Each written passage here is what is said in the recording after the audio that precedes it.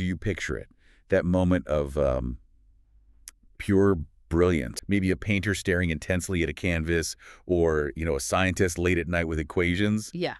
and then boom, the idea hits. The lightning bolt moment. Exactly. A masterpiece, a breakthrough, something totally new, and it feels like it just came from one person's head, Yeah. right, out of nowhere. That's the classic image, isn't it? Creativity is this kind of mysterious spark, something only geniuses have. Like they're just wired differently. It is. It's a really powerful image.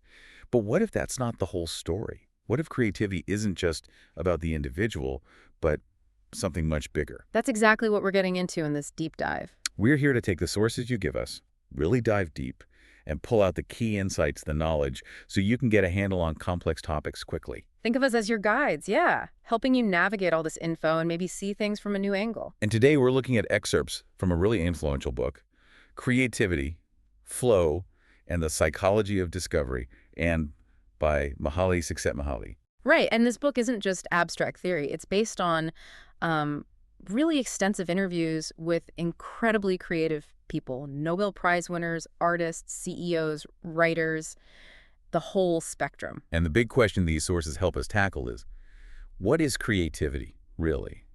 And maybe more importantly, where does it actually happen? And the answer the book gives is, well, it's maybe more complex, but also, I think, more hopeful than that lone genius myth suggests. It talks about creativity being part of a dynamic system. Exactly. Now, stick with us. By the end of this conversation, you'll have a much richer picture of where creative breakthroughs really come from.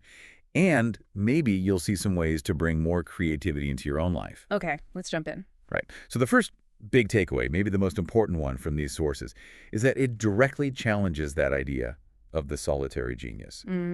Creativity, especially what the book calls creativity with a capital C, the kind that actually changes a field or changes culture. It's not just a mental thing happening inside someone's special brain.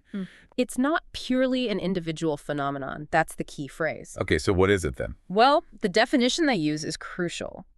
Creativity is an idea or an action that is both new and valuable. New and valuable. Okay, and that's where the system idea comes in. Because new always means new compared to something. Right. Like some existing standard or knowledge. You can't be new in a vacuum. Makes sense. Exactly. And valuable, well, value isn't just inherent in the idea itself. It needs social evaluation. Other people have to recognize it, accept its worth. Okay, so it's the interaction. Precisely. It happens in the interaction between a person's thoughts and their sociocultural context. The book states it clearly. It's a systemic rather than an individual phenomenon. A system, like not just the spark, but the whole environment it ignites. That's a great way to put it. The source uses the Florence Renaissance as an example. It's fascinating. Right, that explosion of art. Yeah, it wasn't just like a sudden genetic fluke where everyone in Florence suddenly became an artistic genius. Probably not, no. Highly unlikely. Instead, look at the system. First, you have the domain. This body of knowledge, the rediscovery of ancient Roman techniques in sculpture, architecture. That knowledge became available again. Okay, so the what? The what, exactly. But that wasn't enough. You also needed the field. The who? The who, the community, the patrons, the bankers, the guilds, the church. And they weren't just passive onlookers. They were deeply involved, commissioning specific things, evaluating, debating, competing. So they were actively shaping it. Absolutely. All right. Patrons made specific demands that pushed artists like Brunelleschi and Ghiberti beyond their previous limits. That intense focus, that support, that challenge from the community, the field was essential. Competition and focused attention weren't roadblocks. They were actually catalysts. Wow. So what does this mean for you listening? It totally reframes creativity. It suggests it's not just for those rare few born with it. Right. The context you're in matters hugely. The knowledge you can access, the domain and the community that engages with, supports, or challenges your ideas, the field, that's critical. It shifts it from being some internal mystery to, well, a dynamic process you might actually be able to influence. Exactly. And to understand this system better, the source breaks it down. 3 components: the person, the domain, and the field. We've talked about the interaction. Let's look closer at domain and field. Okay, let's define those a bit more clearly. What exactly is a domain? So domains are basically bundles of extrasomatic knowledge, knowledge that exists outside our genes. It's learned, shared through symbols. Like math or music. Perfect examples: mathematics, poetry, chemistry, cooking, law. Each has its own rules, its history, its specific symbols or notation. The source calls them isolated little worlds where you can think clearly within that specific structure. A kind of shared language and toolbox for a subject? Exactly. Okay. And the feel. The field is the social side, the gatekeepers. It's the group of people in that domain. The experts, the critics, teachers, editors, curators, gallery owners, journal reviewers. You get the idea. They're the ones who decide if a new idea or artwork is, well, good enough if it gets added to the domain. That's right. They judge whether it's significant, whether it should be preserved and passed on. It sounds like they have to be kind of conservative, don't they? To protect the domain. They do, to some extent. The source makes a really interesting point about this. Cultures have to filter out most novelty just to avoid chaos. Chaos? Really? Yeah, think about it. If we paid equal attention to every single new idea, every invention, society would just dissolve. There's a fierce competition between memes, units of cultural information, just like there's competition between genes. Wow. Comparing ideas to genes fighting for survival? That's a powerful way to think about how hard it must be for something truly new to break through. It really is. We only have so much attention to give. Culture basically exists because we, as a group, agree that certain things deserve our attention more than others. So the creative person has a big hurdle then. A huge one. You have to convince this established group, the field, that your innovation isn't just new, but valuable enough to be let in. George Stigler, the economist, he said in his interview he was proudest of the work where he managed to impress other people. You have to submit to their judgment, essentially. That adds so much realism. It's not just the aha moment, it's the getting it accepted part. But what if the field is, well, wrong or stagnant? That's a really important question, and the source does touch on it. There's an example of a leading philosopher interviewed who is so disillusioned with academic philosophy departments, the field in this case, Right. that he actually told students not to go to grad school, but just to read the great philosophers directly immerse themselves in the domain. He felt the field wasn't doing a good job representing the domain anymore. So the gatekeepers can sometimes get in the way. They can. The field is necessary for the system to work, but it's not always perfect. It can hinder creativity sometimes, not just help it. That's fascinating. The system itself isn't foolproof. Okay, so while the domain and field is crucial, the novelty still has to come from somewhere, right? From the person. Let's shift back to the individual, but maybe see them through this system lens. Right. So if creativity isn't just one single skill, what are creative people actually like? The big finding from all those interviews was their complexity. Complexity, not simple genius. No, they really don't fit into neat boxes. They show tendencies of thought and action that in most people are segregated. The source even calls them a multitude containing apparent contradictions. A multitude inside one person. That really does challenge the myth. What are some of these contradictions, these paradoxes? Well, they're quite surprising. One is this combination of huge energy and a real need for rest. Okay. These people often have incredible physical energy. They can focus intensely for hours, days even, but they also need significant amounts of rest, quiet time, sleep. So they're not just on all the time. No, and crucially, the star says this energy is often under their control. It's not driven by external schedules or pressure. Roberts and Davies talked about learning his own personal rhythm. And while some, like Linus Pauling, felt it was good genes, others who'd been sick as kids, like Meyer Leibniz or Elizabeth Noel Norman, thought their energy came more from having incredibly focused minds, not just physical stamina. They master this balance, intense work, deep rest. That feels very different from our always-on culture. What's another paradox? How about being simultaneously smart and, well, childish or naive? Smart and naive. How does that work? Well, high IQ helps, definitely. Up to a certain point, maybe around 120, the source suggests. But beyond that, creativity isn't just about raw processing power. It seems to be more about combining different kinds of thinking. Like what kinds? Convergent thinking, finding the single best answer, the kind IQ tests are good at measuring, and divergent thinking, generating lots and lots of possibilities, being fluent, flexible, original. Creative people tend to be strong in both. So they can brainstorm like crazy, but also have the good sense to pick the best ideas out of the pile. Exactly. People like Manfred Eigen and George Stigler really emphasized how important good judgment, the convergent part, is for sifting through all the ideas generated by that fluid, divergent thinking. Makes sense. And alongside that mental rigor, there's often this sense of wonder, playfulness, almost a deliberate openness or naivete. Think of that wisdom-childishness mix you see in people like Mozart or Jonas Salk saying he still felt like a child sometimes. So it's rigor plus imagination, not just one or the other. Precisely. Another really interesting one, being humble and proud at the same time. Humble and proud. Seems contradictory. It does, but they manage it. They can be deeply humble, recognizing how vast their field is, how much they don't know, how much they stand on the shoulders of others. But at the same time, they have this powerful self-assurance about their own abilities and the value of their contribution. Where does that confidence come from? Is it just ego? It seems to come more from their track record, their accomplishments, and a deep inner conviction.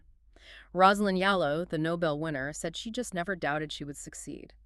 Jacob Rabino, the inventor, talked about the existence proof, the belief not just that something can be done, but that I can do it. That self-belief must be crucial for pushing past obstacles. Absolutely.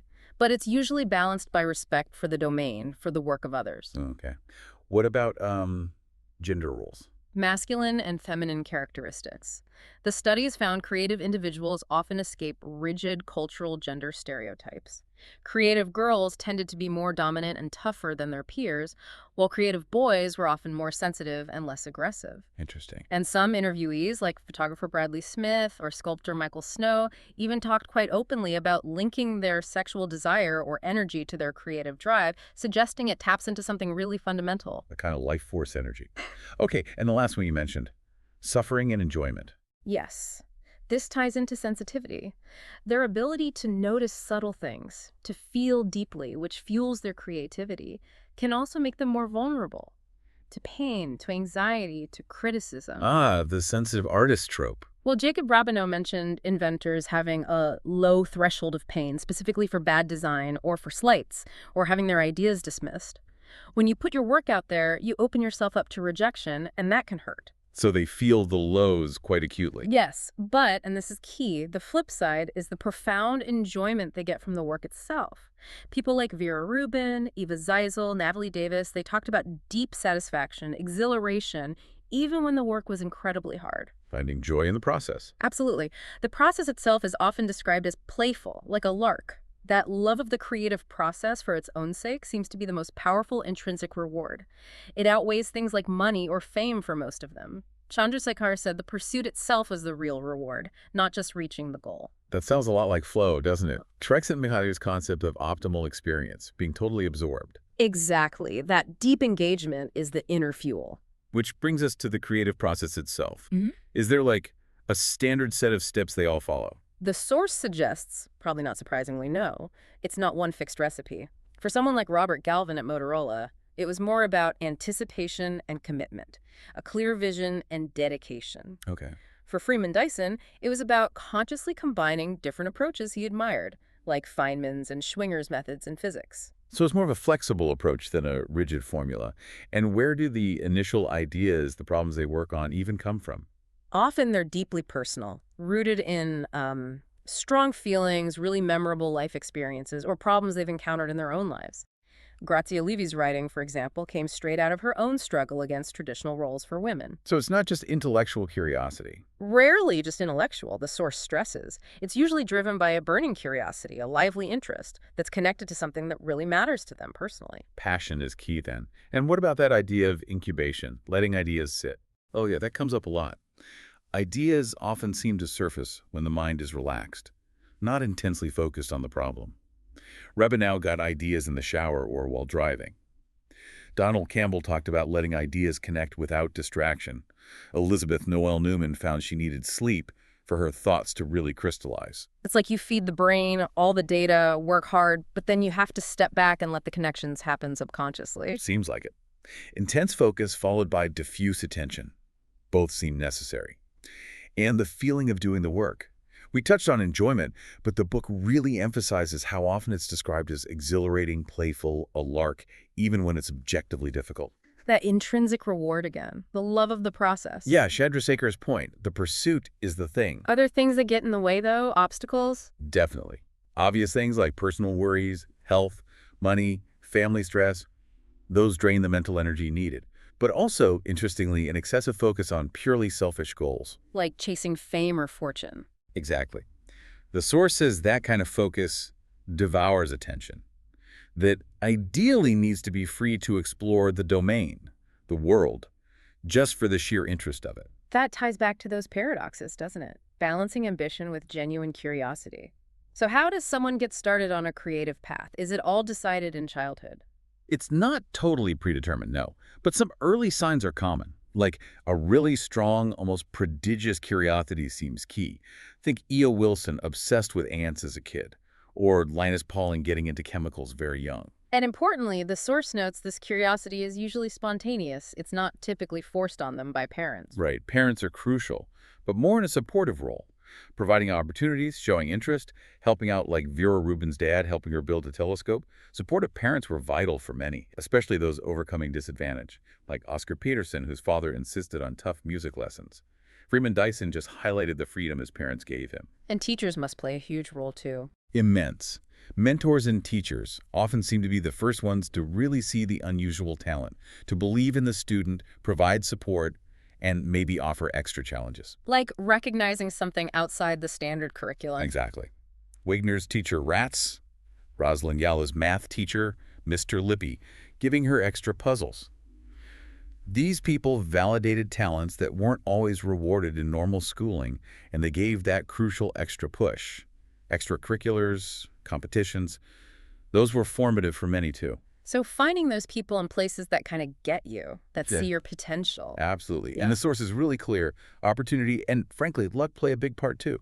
Being in the right place at the right time and meeting the right people is described as almost necessary for getting recognition in a field. Visibility. It matters. Hugely. You can be brilliant, but if you don't have access to the field, the journals, galleries, institutions, whatever, it's incredibly hard for your work to actually make a difference, to have that cultural impact. The system again. The system. Society itself fosters creativity by providing training, resources, recognition, hope, opportunity. Even Einstein, the source points out, benefited from physics being a prestigious field at that time. There was an appetite for novelty, a structure to recognize it. Right. So the context enables the individual. How do these creative lives evolve over time, especially later on? Is it just a linear path? Often it's not like a typical career ladder, no. As creative people become successful, they frequently take on broader responsibilities. Sometimes it's radical activism, like Dr. Spock or Barry Commoner. Okay. More often, maybe it's about building and managing institutions or training the next generation. Think Robert Galvin at Motorola, Elizabeth Noel Neumann founding her polling institute, George Klein running his lab. And why do those shifts happen? Internal reasons, external. Seems like both. Internally, they might feel they've pushed their original work as far as it can go, or the field itself hits a ceiling, or they just feel boxed in. Externally, society starts demanding their input on broader issues or calls on them for leadership. But building institutions around a creative vision can be tricky, right? Very. The Salk Institute is mentioned as an example where Jonas Salk's initial vision kind of clashed with more traditional scientific structures once he stepped back a bit. It's hard to institutionalize that initial spark sometimes. What about aging itself? Does creativity just inevitably decline? Not necessarily. While sure, physical energy might change, what's called crystallized intelligence, things like judgment, pattern recognition, logical reasoning, that can actually increase well into later life. So they adapt. Creative people often adapt very well. Anthony Hecht felt his later poetry became freer, less rigid, more instinctive. John Reed talked about learning crucial lessons from past mistakes, like a market setback. Adapting is key. And the source mentioned something specific about women in the study adapting particularly well psychologically. Yes, they reported more positive outcomes in later life. Things like greater serenity, more enjoyment. Vera Rubin is a striking example, moving from intense self-doubt early in her career, battling all those barriers women faced, to feeling later like she was unable to stop and just deeply enjoying her work. That's powerful. And across the board, in later years, a common feeling wasn't having too much time, but too little time. Still driven, needing that forced creativity, as Eva Zeisel and Bradley Smith put it, to avoid repetition or just getting bored. Always looking for the next challenge. Yeah. Okay, this has been fascinating. Let's bring it home. Yeah. What can you, our listener, actually do with all these insights? How can you apply this to your own life? Right. This is where that distinction the book makes is really useful between capital C creativity, the kind that changes a cultural domain, which, let's be honest, requires that whole system alignment. Talent, training, luck, field support, Okay. and personal creativity. Personal creativity. You mean like making your own life more creative? not necessarily changing the world. Exactly that. It's about making your own day-to-day experience more vivid, more engaging, more rewarding. And this kind of creativity, the source argues, is absolutely available to everyone. That's much more accessible. It is. And it's described as deeply rewarding in itself, connecting us back to that fundamental evolutionary process of creating novelty. So it's not about becoming famous, it's about improving the quality of your own life experience. Precisely. And the obstacles are similar too. That excessive focus on selfish external goals, just chasing money, status, fame, that really devours attention you need for exploring things just for the sake of interest. Okay, so if we want to cultivate more of this personal creativity, what are some practical steps suggested by the source material? First step, actively cultivate curiosity and interest. Make a conscious choice to pay attention to things for their own sake, not just because they're useful or required. Try to find that sense of wonder again, maybe like you had as a kid. So be intentionally curious. Yes. Second, break routines. Surprise yourself, surprise other people sometimes. Do something unexpected, say something different, change your appearance slightly, visit a new part of town. If you feel stuck in a rut, deliberately introducing novelty can shake things up. A small dose of the unexpected. Exactly. Third, analyze your life. Sounds simple, but it's powerful. Keep track, maybe in a diary or notes, of what you do and how you feel doing it. Where do you experience flow? What makes you bored? Irritated? Get some data on your own experience. Right, and then use that data, as the source puts it. Start doing more of what you love, less of what you hate. It suggests this kind of analysis is actually more important than tracking your financial investments. Treat your life experience as something you can optimize, like that. Fourth, organize your environment and time. Be intentional about protecting chunks of time for things you find engaging or restorative. Set up your workspace or your home space to help you concentrate. And be ruthless about cutting out meaningless tasks or commitments that just soak up psychic energy. Maximize those flow experiences. Create the conditions for your own focus and enjoyment. You got it. And finally, fifth, practice problem finding. This is crucial. Don't just jump to the first definition of a problem. Step back. Look at it from different angles. Consider alternative ways to frame it. Can you give an example? Sure, the book gives one. Say someone gets promoted over you at work. The default might be, my boss dislikes me. But problem finding means exploring other frames. Maybe I dislike my boss. Maybe my skills aren't current. Maybe something at home is affecting my work. Being open to redefining the problem is key. Because how you frame the problem totally changes the solutions you look for. Creative problem finding is about flexibility before you even try to solve it. It opens up completely new possibilities for action. Okay, so pulling this all together, creativity isn't some magic gift for a chosen few. It's this dynamic system, person, domain, field.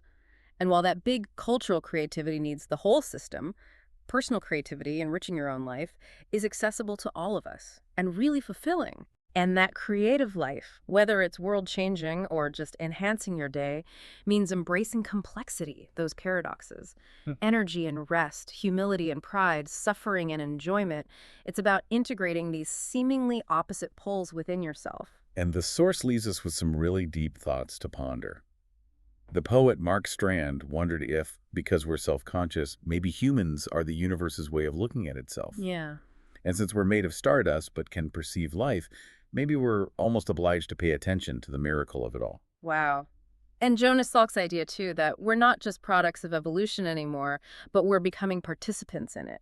That by expressing our potential, embracing complexity and creativity, we actually become part of the energy that creates the future. What does that suggest? Maybe that your own personal creativity, how you choose to engage with the world, isn't just some self-help trick. It connects to something much bigger, much more fundamental. That's a really provocative thought to end on. It really is. Well, thank you for joining us on this deep dive into creativity. We hope you'll think about those actionable steps: cultivating curiosity, breaking routines, analyzing your life, organizing your time, practicing problem finding, and maybe see how they open up new possibilities for you. See what emerges when you pay attention.